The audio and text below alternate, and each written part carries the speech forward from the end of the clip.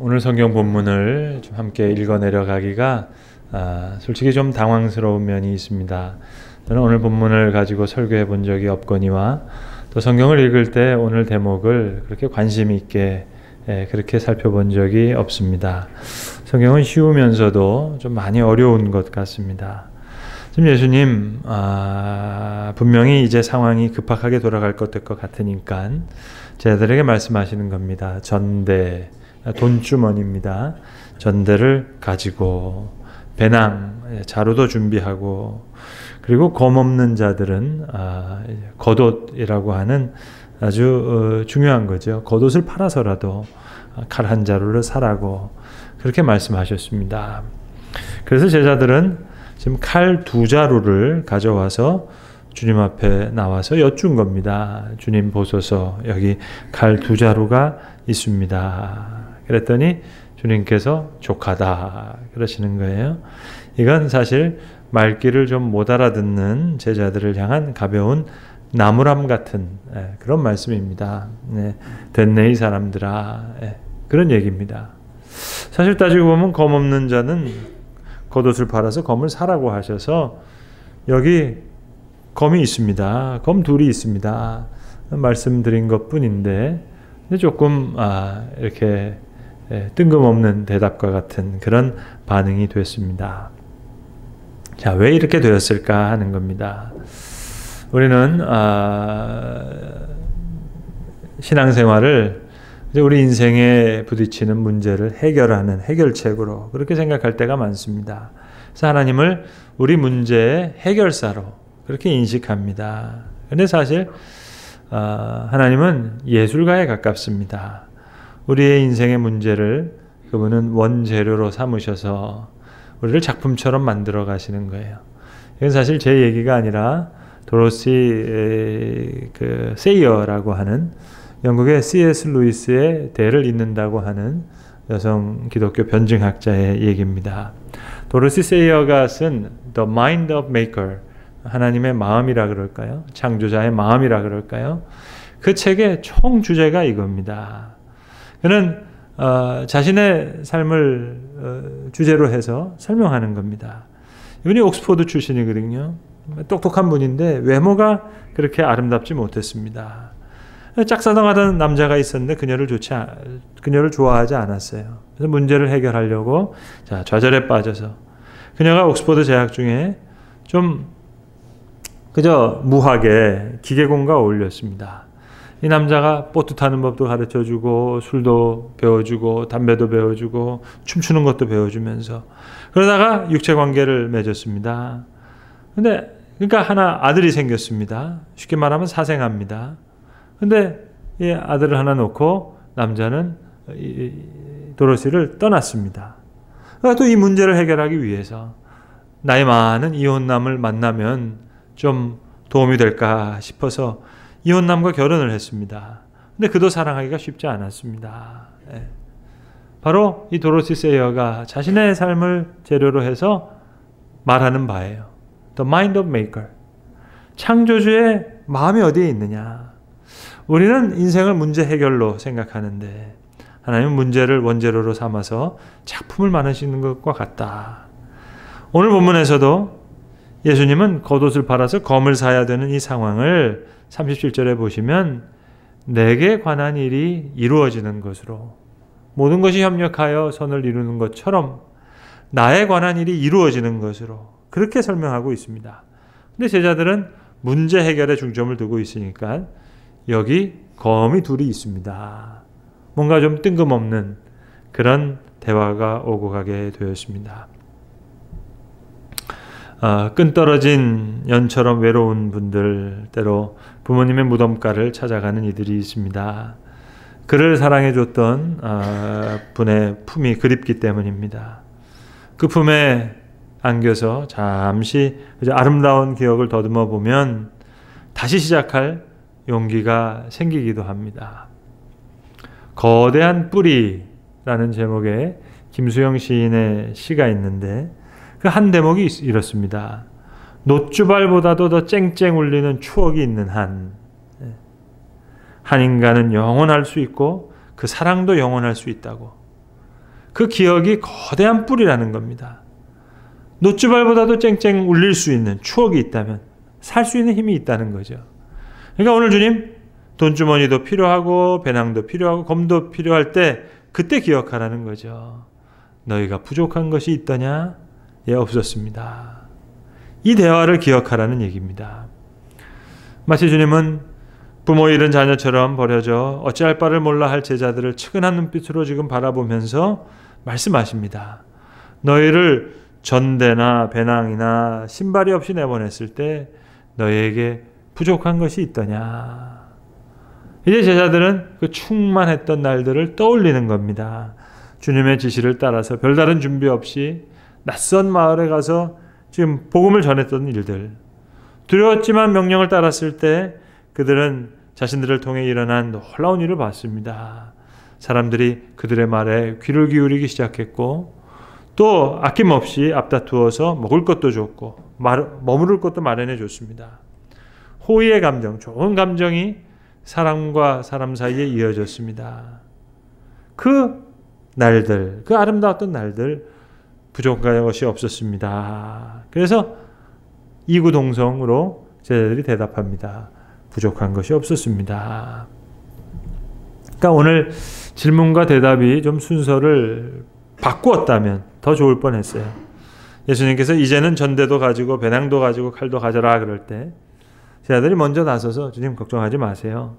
전대도 없이 배낭도 없이 신발도 없이 보냈을 때도 저희에겐 부족함이 없었으니까 조심하겠습니다. 그러나 너무 걱정하지는 마시라고. 근데 오늘 주님께서 제자들을 걱정하는 그런 차례가 됐습니다. 이제 더 이상 사람들의 호의를 기대하기 어려운 때가 온다는 겁니다. 이제는 존경과 감사의 마음이 아니고 미움과 적대감을 갖고 제자들을 대할 거라는 겁니다. 그 어려운 때를 이겨내기 위해서 제자들을 우리 주님은 다시 한번 이 무릎 앞에 세우셨던 겁니다. 너희들에게 부족한 것이 있었더냐? 없었습니다. 여러분, 어렴풋한 기억만으로 정말 힘든 시간을 견뎌낼 수 있을까요? 희미한 기억만으로 어려운 시간을 살아낼 수 있을까요? 필립 얀시가 쓴 하나님 당신께 실망했습니다 라는 제목의 맨 마지막에 보면 필립 얀시가 자기 이야기를 합니다. 필립 얀시는 자기가 돌이 지나자마자 자기 아버지가 돌아가셨거든요. 그 자기 이야기를 하는 거예요. 어머니 집을 방문했는데 어머니가 오래된 사진을 옷장에서 꺼내왔습니다. 그 사진 중에 자기의 어릴 때 사진이 한 장이 있었는데 사진 뒤엔 자기 이름이 써져 있었고 뭐 사진 자체는 이상할 게 없었습니다. 여느 아기 사진과 같았으니까 말입니다. 그런데 마치 이 사진이 어떤 애완동물이 물고 늘어졌다 생각이 들 만큼 많이 구겨져 있고 이겨져 있었습니다. 망가지지 않는 사진도 얼마든지 있었을 텐데 왜 이런 사진을 어머님이 간직하고 계실까? 필립 얀시가 생후 10개월이었을 때 그 아버지가 척추, 요추, 소아마비에 걸리게 됩니다. 그리고 3개월 동안 이제 투병하시다가 그러니까 13개월 될 때 그러니까 얀시가 첫 돌 지나자마자 돌아가셨는데 근육도 너무 약해지고 또 산소호흡을 해주는 커다란 금속 실린더 속에 살아야 됐고 1950년대는 소아마비도 사람들이 아주 기피하는 병이었기 때문에 방문객도 올 수가 없고 그러니까 이제 거울을 통해서 아버지가 엄마를 만나게 되고 그러니까 그 침대에 누워 있는 겁니다. 늘 그 자리에 이제 엄마는 가서 아빠의 얼굴을 보고 오는데 이 아픈 동안 이 금속고리에 붙여놓았던 사진이라는 겁니다. 엄마에게 아내와 아들 사진을 좀 부탁했고 그래서 그 사진을 2개 금속 손잡이에 얀시의 어머님이 어찌어찌 끼워 넣느라고 이게 구겨진 거예요. 이 이야기를 들으면서 필립 얀시가 이상한 감정이 들었다는 거예요. 강렬한 감정이 들었다는 거예요. 어떤 의미에서는 전혀 만나보지 못한 낯선 분인데 그가 나를 보살피고 있었다 상상하니까 이게 이상한 거예요. 아버지는 마지막 깨어있는 몇 개월 동안 내내 자기 사진만 뚫어지게 바라보고 지내셨는데 아버지 시야에는 다른 게 들어오지 않았을 텐데 그럼 아버지는 나를 사랑했을까? 당연히 그랬겠죠. 하지만 전신마비가 된 사람이 사랑을 표현할 수도 없고 또 자식들은 그 방에 들어올 수 있는 그런 형편이 아니었기 때문에, 그러니까 이 사진이 본 적도 없고 느껴본 적도 없던 아버지와 자기를 연결할 수 있는 연결고리 중에 하나였다는 거죠. 아는 바도 없고 전혀 기억할 수도 없는 누군가가 하루 종일 자기를 생각하고 자신을 나에게 헌신했다 하는, 누군가가 나를 사랑했다. 어쩌면 오늘도 신비로운 방식으로 아버지는 지금도 또 다른 차원에서 나를 사랑하신 것은 아닐까? 네. 이러면서 하는 말입니다. 전체 책을 요약하면서 마지막에 자기 이야기를 이 장황하게 하는 이유, 그거는 자기 엄마가 보여줬던 그 구겨진 사진을 보여줬을 때 느낀 감정이, 하나님을 믿지 못하고 방황하다가 자기가 기숙사방에서 하나님 앞에 믿음을 고백하면서 처음 믿었을 때 느꼈던 감정이 놀랍게도 똑같은 감정이라는 것을 발견했다는 거죠. 그러니까 누군가 있다는 것을 깨닫는 느낌, 그게 자신의 믿음의 시작이었고, 이 세상의 삶이 펼쳐지는 동안에 누군가가 지켜보고 있다는 느낌, 더 나아가서 누군가가 나를 사랑하고 있다. 그건 대단한 소망을 주는 놀라운 느낌이었고, 너무나 새롭고 너무나 압도적이어서 내 인생은 온전히 걸어도 될 만한 그런 감정이었다는 고백입니다. 우리는 종종 대놓고 질문을 드러내진 않지만 우리 마음속 깊은 곳에 하나님 왜 침묵하고 계실까? 하나님 왜 내 삶 속에 숨어 계실까? 그런 질문을 가질 때가 많습니다. 좀 더 확실하게 말씀하시고 좀 더 확실하게 나타내시면, 그러면 봄날의 꽃밭처럼 우리 믿음도 좀 활짝 피어날 텐데, 그런 생각을 하거든요. 어떻게 보면 좀 당연한 생각 같죠. 그러나 여러분, 성경을 다시 처음부터 조용히 읽어보면 우리의 생각이 다시 교정됩니다. 그토록 사람들이 원하는 세상, 하나님이 침묵하지 아니하시고 직접 나타나서 말씀하시고 숨지 않으시고 나타나시는 생각, 세상, 출굽기에 그대로 드러나잖아요. 공평하게 행동하시고 침묵하지 아니하시고 귀에 들리게 말씀하시고 숨어 계신 게 아니라 눈에 보이게 나타나셨어요. 그런데 여러분, 그때 과연 이스라엘 백성들의 믿음이 좋아졌느냐 하는 겁니다. 그림자 없이 환한 하나님의 임재를 경험했지만 여느 인간들만큼 그들은 변덕스러웠습니다. 자, 이런 실망스러운 결과를 놓고 보면 오늘날 하나님이 좀 더 직접 우리의 삶에 개입하시지 않는 이유에 대한 통찰을 우리가 얻을 수 있을지 모르겠습니다. 홍해가 갈라지고 10가지 재앙이 임하고 광야에서 매일 만나를 먹었는데도 금송아지 주변을 돌면서 이방인처럼 춤을 췄습니다. 근데 우리는 오늘도 그날처럼 하나님의 기적이 발휘되기를 바라요. 하나님의 음성이 직접 들리기를 바라요. 하나님이 직접 나타나기를 바라요. 그러나 그것과 우리의 믿음이 자라느냐? 그건 별개다. 이것이 성경의 증언입니다. 이스라엘 백성들은 다른 사람들과 똑같았고 다만 좀 더 심하게, 그러니까 하나님의 침묵과 숨어 계심이 없다고 사람들의 삶이 그리 달라지는 것이 아니다라는 사실이 오히려 놀랍습니다. 성경을 그저 간단하게 3막으로 된 연극으로 생각한다면 1막은 구약성경 주인공이 하나님이시죠. 하나님께서 계속 인간의 일에 직접 개입하세요. 아담과 하와를 직접 만나시고 말씀하시고 가인을 징벌하시기도 하고 노아나 아브라함이나 모세나 다윗 같은 사람을 선택하시기도 하고 이스라엘 백성들을 직접 노예 상태에서 해방하시기도 하시고 여러 왕들에게는 상과 벌도 주시고 그리고 희망과 책망의 메시지를 함께 담아서 선지자를 이제 파견하시기도 하시고, 그런데 하나님이 원하시는 방향대로 일이 이루어지지 않습니다. 그래서 이 막에 예수 그리스도가 주인공으로 나타나는 거예요. 그러나 유대인들은 나를 본 자는 아버지를 보았다 하는 이 귀한 주장을 용인하지 못합니다. 기적도 보고 이적도 봤지만 그 예수를 죽입니다. 그래서 산막이 이루어지는 거예요. 사실 저와 여러분은 하나님 나라의 최종 업그레이드 버전입니다. 인간의 대리자 안에 이제 우리 가운데 거하시는 보혜사 성령을 강조하면서, 그러면 오늘날 하나님은 세상 어디에 계실까? 모든 곳에 계시는 거죠.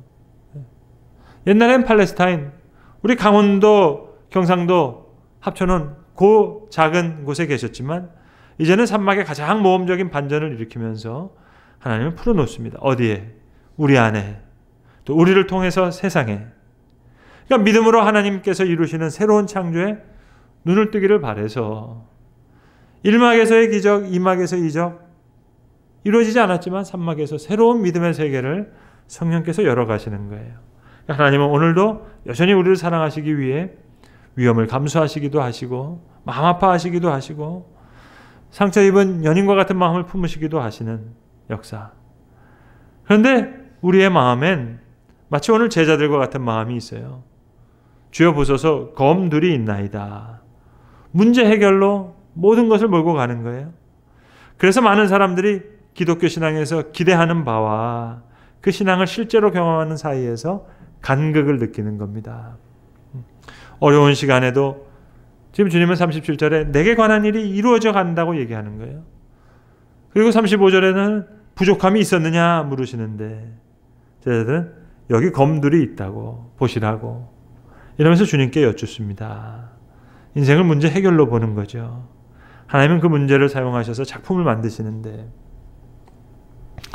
언젠가 제가 몇 번 설교를 통해서 소개해드린 적이 있는데 저희 교회가 사용하고 있는 이 강대상, 여러분이 앉아 계시는 이 의자, 거기에는 한 가지 좀 사연이 있답니다. 좀 간증이 있답니다. 예전 교회에서 제가 알던 집사님 네 분인데 사업을 하시다가 이 남자 집사님이 원치 않게 교도소를 가시게 되셨습니다. 고생하신 후에 나오셨습니다. 제가 그 네 분을 놓고 이런 말씀을 드렸던 것 같아요. 그 시간, 예전에는 그저 교회 다닐 때 성경 옆에만 끼고 다녔는데 그 시간을 통해서 정말 하나님이 말씀을 읽게 하셨고 집사님의 고백처럼 그저 예전에는 그냥 부르던 찬송이었는데 눈물 흘리면서 부를 수 있는 찬송이 됐다면 얼마나 축복이었냐고. 자, 이제 이곳에 나오셔서 자유로운 시간을 보내게 됐는데 이제부터가 걱정이라고.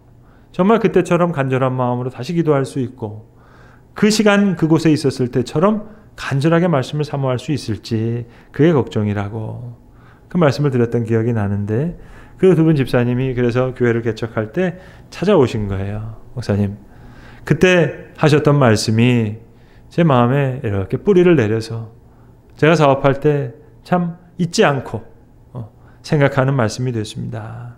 그 어려운 시간을 보내고 나왔을 때 많은 분들은 그저 고생했다고 이제 잘 될 거라고 얘기했는데 목사님 이제부터가 걱정이라고 그렇게 얘기하셨다는 거죠. 두 자루의 칼을 준비하는 것이 아닙니다, 여러분. 부족함이 없었습니다 하는 그 고백. 또 이 모든 일이 주에 관한 일을 이루어져 가는 일로 받아들이는 그 믿음. 곰곰이 돌아보면 힘겨운 시간들도 있었습니다. 가난했던 시간도 있었습니다. 외로웠던 날들도 있었습니다. 채워지지 않은 공허함 때문에 헛헛했던 때도 있었습니다. 결핍을 느낀 때도 있었습니다. 그러나 슬픔이 있었기 때문에 기쁨도 있었고 죽음이 있기에 삶이 소중했고 배고픔을 알았기에 한 끼의 식사가 고마웠습니다. 여러분, 왜 프로그램에도 업그레이드라는 게 있잖아요. 업데이트라는 게 있잖아요. 우리가 적어도 오늘 본문에서 오답 노트를 알았으면 제자들보다는 나아져야 되지 않겠습니까? 우리는 산막에 있는 사람들이니까. 최종 버전이니까. 자, 그러면 오늘 주님이 말씀하신 칼을 사라 하는 말씀은 도대체 무슨 말씀이었을까요? 글쎄 옳습니다. 이 말의 숨은 의미를 정확하게 해석할 수 있는 사람은 아마 이 세상에 아무도 없을지도 모르겠습니다. 각자의 믿음의 분량 따라 받아들여야 될지도 모르겠습니다.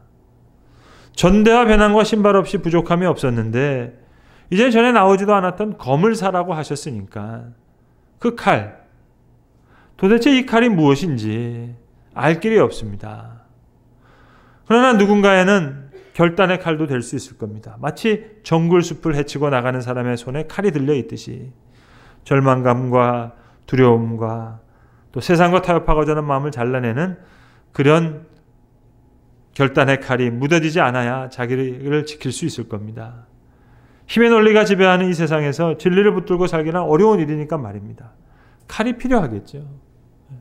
어떤 칼인지는 모르겠지만 어떤 이에게는 히브리서 4장의 말씀처럼 하나님의 말씀은 날선 검과 같아서, 양면의 날선 검과 같아서 사람의 속과 영과 혼을 갈라내고 관절과 골수를 쪼개기까지 하신다 하셨으니까, 마음에 품은 생각과 의도를 그대로 드러내신다고 하셨으니까, 사람을 죽이는 칼이 아닌 사람을 살리는 검이 필요할 때 겉옷을 팔아서 살 만큼 중요한 검을 준비하라.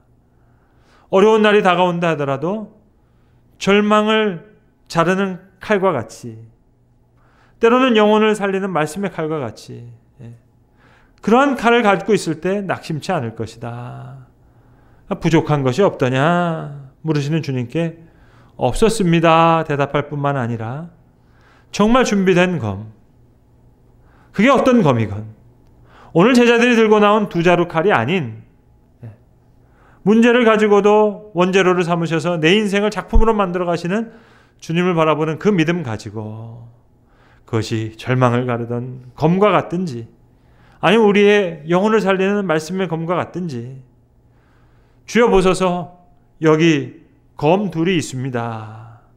그렇게 제자들과 달리 대답할 수만 있다면 우리 주님 족하다, 그렇게 달리 대답하시지 않으시겠어요? 그러한 진정한 대답과 칭찬을 얻을 수 있는 그런 노래가 될 수 있기를 바라는데, 도로시 세이어의 말처럼 예술가와 같은 하나님은 인생을 해결되어야 할 문제로 바라보지 아니하시고 창조를 위한 매개체로 인식한다. 원재료들이 다 다르잖아요.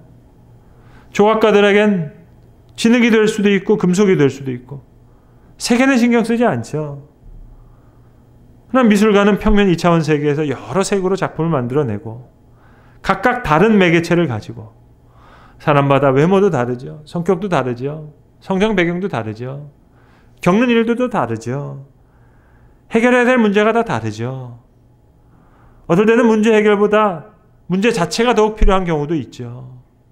모든 문제가 또 우리가 원하는 방법대로 해결된다고 그렇게 약속하신 법도 없으시고, 성경에 아무런 문제 없이 살아간 사람도 없고, 때로는 오히려 삼손이나 사울왕과 솔로몬 같은 경우는 그 성공이 교만과 자기만족으로 이르는 지름길도 되었고, 그러니까 우리는 인생을 해결해야 될 문제로 보지만 주님은 문제를 우리의 작품의 매개체로 삼으셔서 작품을 만들어 가시니까 부족함이 없었더냐? 예, 없었습니다. 이 모든 일들 내게 이루어져야 하는 말을 내게 이루어져야 하리니 내게 관한 일이 이루어져 가미니라. 그런데 인생을 문제 해결로 생각하면 우린 제자들 같은 실수를 하는 거예요. 그런 고백을 하는 거예요. 칼 두 자루를 가지고 와서, 어떨 때는 돈주머니를 가지고 와서, 어떨 때는 배낭을 가지고 와서, 여기 이게 다 있습니다. 여러분, 그렇게 하면 문제가 해결되는 건가요? 주님도 다 아세요. 모르시는 거 아니에요. 돈주머니 필요한 것도 다 아시고, 배낭이 필요한 것도 아시고, 검이 필요한 것도 아셔서 겉옷이라고 하는 소중한 것을 바꿔서라도 검을 장만하라고 할 때, 그럴 때가 있다는 거죠. 그러나 칼자루 두 개가 아닌 절망을 이길 수 있는 검이 되었건, 말씀으로 영혼을 살릴 수 있는 그 검이 되었건, 우리는 다른 고백으로 주여 여기 검들이 있습니다. 우리 고백이 바뀌어야 되겠죠. The mind of maker, 창조자의 마음을 안다면 말입니다. 우리는 더 높은 건물을 갖고 있지만 성도 여러분, 더 낮은 평정심을 갖고 있어요. 도로는 더 넓어졌는데 시각은 더 좁아졌어요. 더 많은 것을 소비하는 것 같은데 더 적게 갖고 있어요. 더 많이 사들이지만 더 누리지 못하고, 더 큰 집을 갖고 있는데 가족들은 더 작아졌고, 편리한 것들은 더 많은데 시간은 더 없고, 학위는 더 많은데 분별은 더 없고, 지식은 더 많은데 판단력은 더 없고, 전문가들은 점점 많아지는데 문제는 점점 더 많아지고, 문명의 얘기는 많아졌는데 만족은 더 적어지니까, 그래서 믿음이 필요한 거 아니겠습니까? 재산은 증식됐는데 가치는 축소됐어요. 생계를 누리는 법은 배웠는데 인생을 살아가는 법은 배우지 못했어요. 그래서 인생에 횟수를 더했는데 그것이 생명을 더하지는 못했어요. 그러니 칼자루 2개, 이 검 둘이 있습니다. 제자들이 했던 그 대답이 아니라 주님, 우리의 절망을 자를 수 있는 이 검, 우리의 영혼을 다시 찔러 쪼개며 고칠 수 있는 이 말씀의 검, 뭔가 다른 고백으로 주여, 여기 검 둘이 있습니다. 차라리 이렇게 새롭게 고백할 수 있는 지혜로운 믿음의 자녀가 되어야 할 것입니다. 기도하겠습니다. 아버지 하나님, 전대가 필요하고 또 배낭이 필요하고 칼이 필요한 그런 인생을 살기에 우리는 때로 제자들처럼 주여 보소서 여기 검 둘이 있습니다. 이러한 고백을 드릴 때가 너무 많습니다. 그러나 주님, 우리의 고백이 새로운 고백으로 변화되게 하여 주셔서 주님, 새로운 검을 가지고 새로운 말씀을 가지고 주님 앞에 여기 검 둘이 있습니다. 새롭게 고백할 수 있는 믿음의 자녀들, 지혜로운 하나님의 아들, 딸들 되게 하여 주시옵소서. 우리 주 예수 그리스도의 이름으로 기도합니다. 아멘.